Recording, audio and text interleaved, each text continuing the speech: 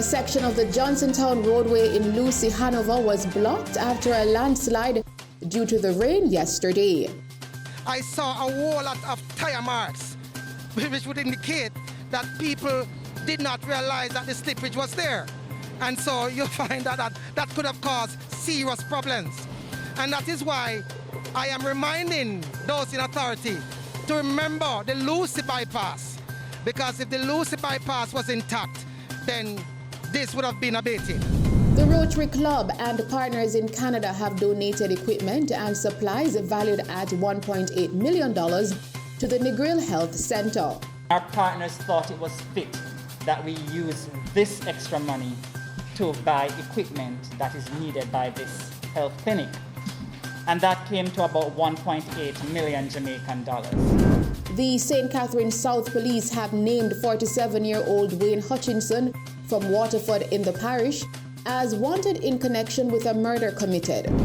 And Energy Minister Darrell Vaz has spoken on the matter regarding the arrest and charge of 35-year-old Sean Latham, who was charged for obtaining money by false pretense and fraudulent conversion by pretending to be him in a car racket scheme. It seems to me, based on information that I have, is that somebody has cloned my WhatsApp display picture and with my name and my family, and is using that so that when they call, that's what comes up on the other person's telephone.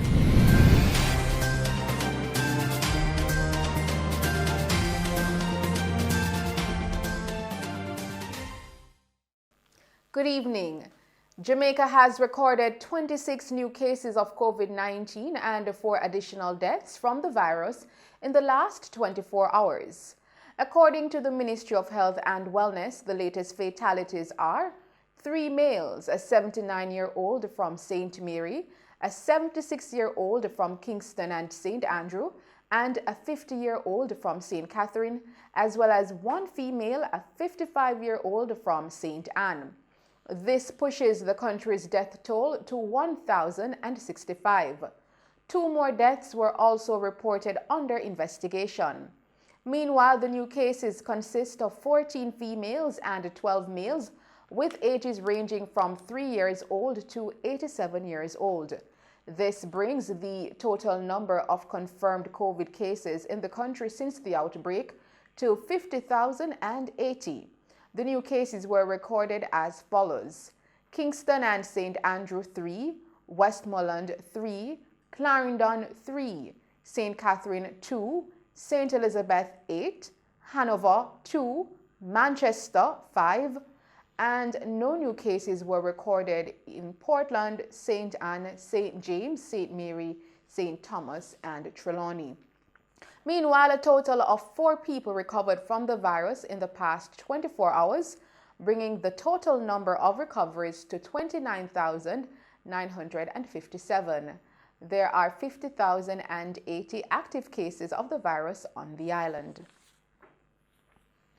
Due to the forecast of thunderstorms, the Ministry of Culture, Gender, Entertainment and Sport has cancelled the outdoor concert which was scheduled for International Reggae Day on Thursday, July 1 at Port Royal.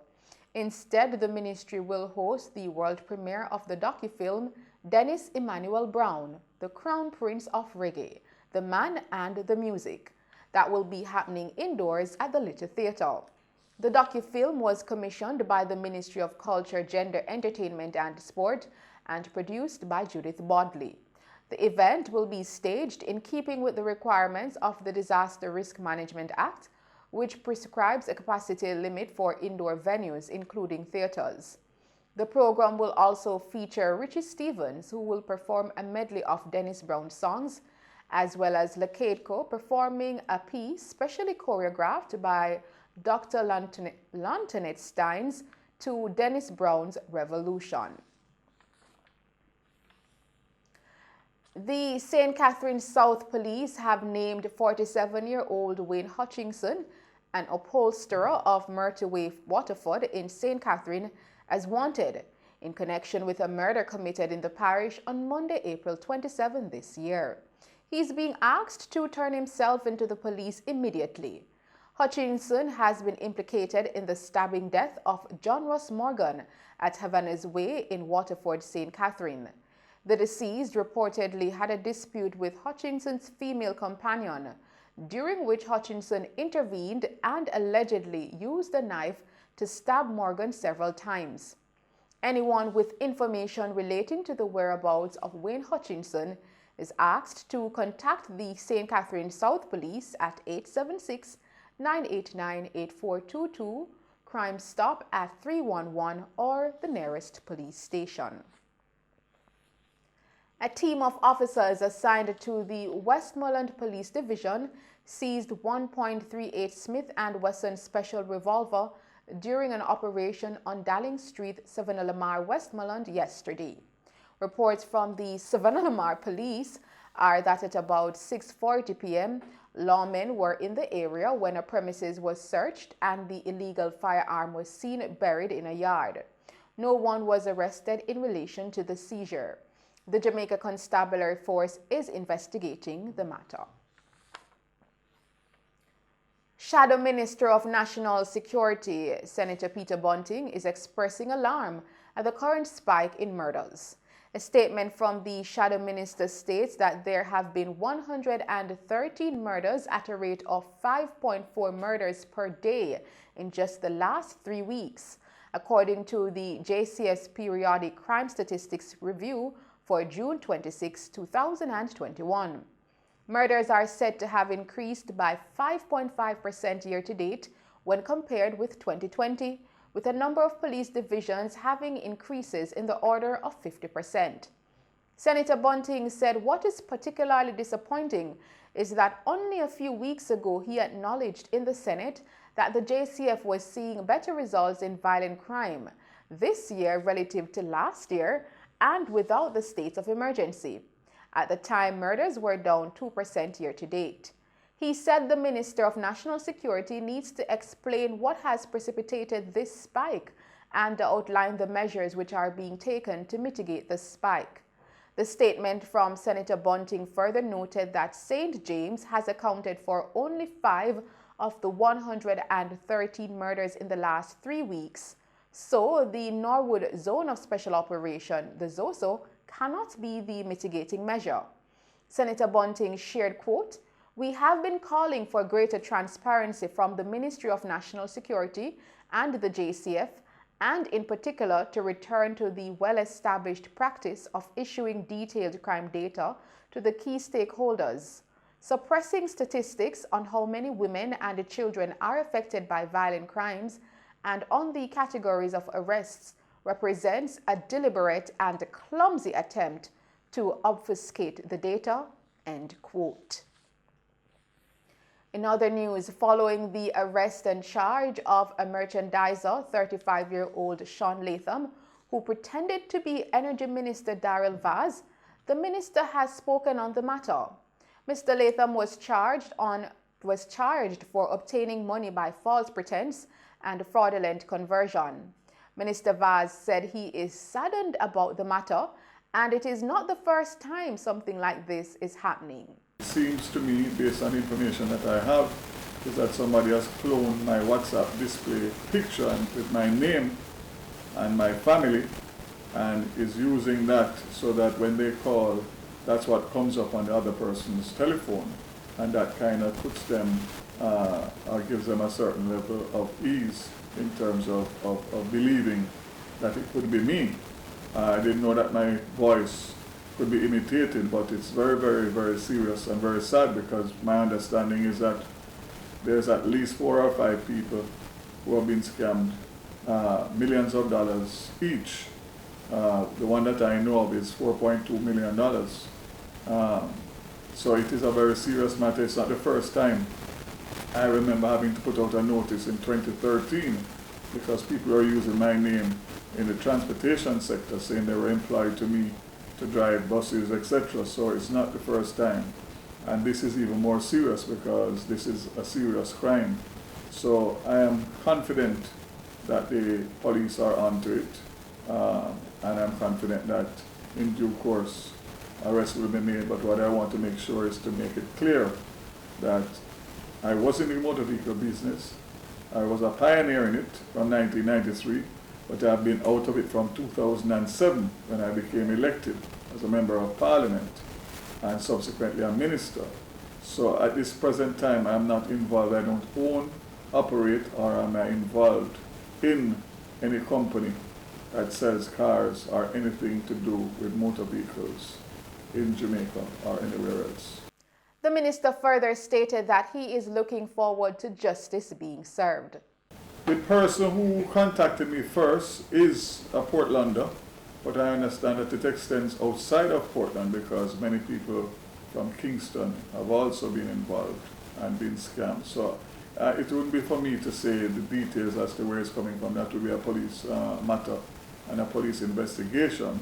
But it doesn't matter wherever it's coming from. It is wrong and it's illegal and it's immoral. So I'm looking forward to justice to take its course, and again to indicate to unsuspected people that may not know me that if they do get any calls purporting to be me or on my behalf, it is absolutely not true. A section of the Johnsontown roadway in Lucy, Hanover was blocked after a landslide due to the rain yesterday. And here is Javon Thomas with more on this story.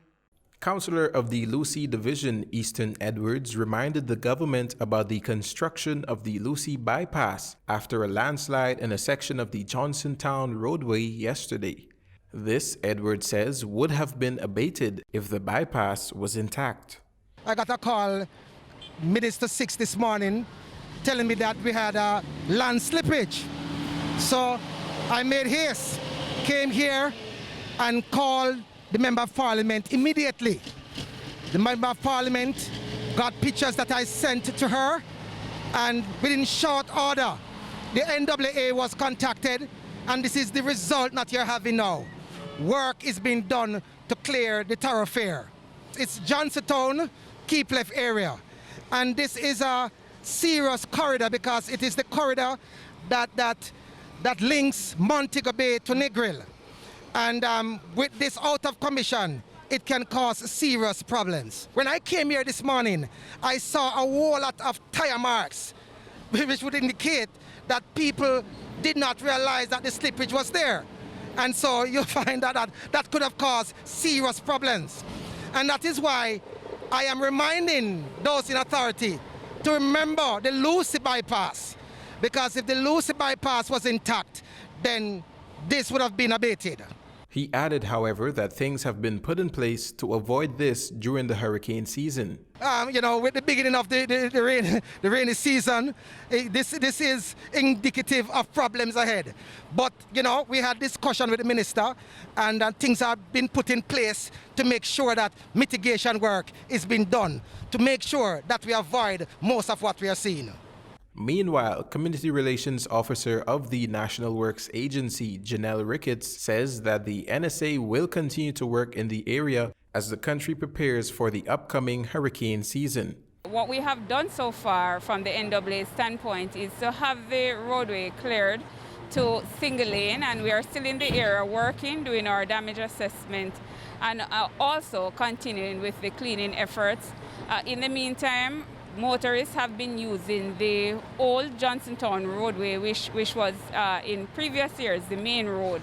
So that road has helped to accommodate the commuters along this particular stretch of roadway.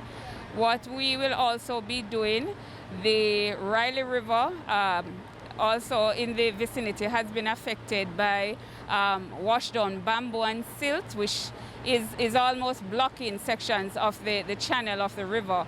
So we intend to have this cleared in short order as part of our disaster response efforts. So we will continue to be working in the area in preparation for the hurricane season. We have also commenced our mitigation program for the parish, and this involves the cleaning of critical drains throughout the parish. I'm Javon Thomas reporting for Mello TV News. Thanks, Javon. And those are some of the stories making news. We will return with other stories with the Rotary Club and partners in Canada donating equipment and supplies to the Negril Health Center, as well as news that Transport and Mining Minister Robert Montague says plans are advanced to upgrade Jamaica's aviation system. But first, let's take a break and then join Christopher Scott with sports.